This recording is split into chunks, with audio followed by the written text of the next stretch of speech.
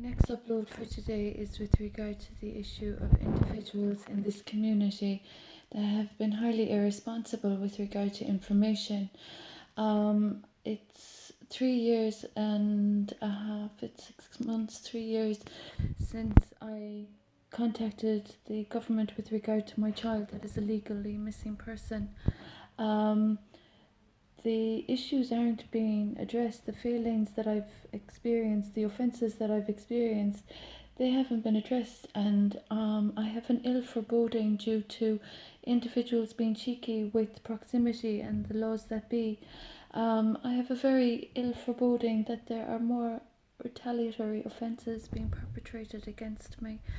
So as I'm here just living on my own and I'm being violated, my proximity expectation of those individuals that have been offending the Constitution, that are in contempt for offending the Constitution, is a 15 to 20 kilometre radius.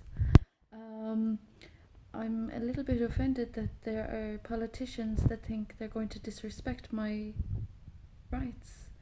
I'm a little bit offended that there are politicians thinking they're going to mess around with this kind of a situation that they've neglected since 2017 that has caused very dangerous harm to my child.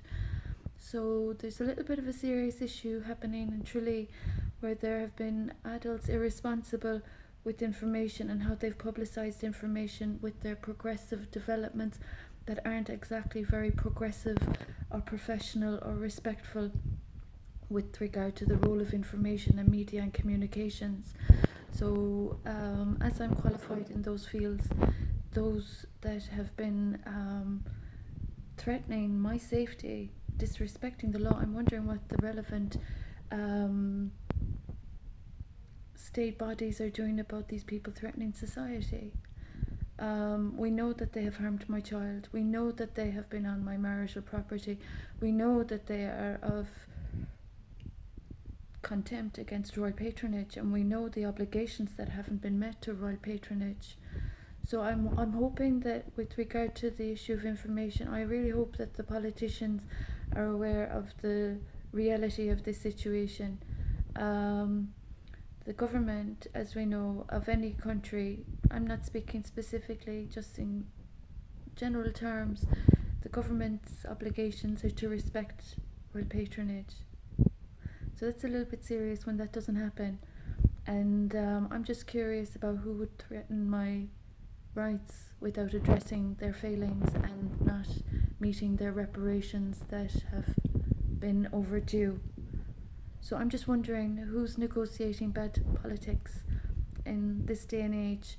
As an anthropologist of the University of Limerick, I'm qualified and expert enough to be critiquing bad politics, especially with regard to a personal experience where royal patronage and treason is an issue as well. So I'm highly concerned that it's discourteous. It's very discourteous in politics and profession for people to be disrespecting my work in legislation, humanitarian work, trespassing onto those beautiful farm holdings of my ancestors, and to be disrespecting my beautiful innocent child. I'm just concerned, as a recipient of many awards, I'm really concerned about the achievements that I'm after accomplishing that have been disrespected, and I'm really concerned about the people in my proximity that are being cheeky with repeat offences, further offences. So it's quite dangerous with regard to those that have damaged bodily integrity as well. There have been damages to my body that weren't consented to. So people are being a little bit cheeky. I'm really concerned that there would be individuals that would threaten my child's safety and that have threatened my safety with their offences against the state, and that are thinking they're acquiring from my belongings. That's a threat to society at large. So I'm just really concerned what the Honourable Government is doing about its obligations to our patronage of Maria McCalliget here in this upload. I don't appreciate my rights being disrespected, and I don't appreciate my wealth being stolen, and I don't appreciate damages that were done to my anatomy and my sacred light body, and people exploiting for monetary gains.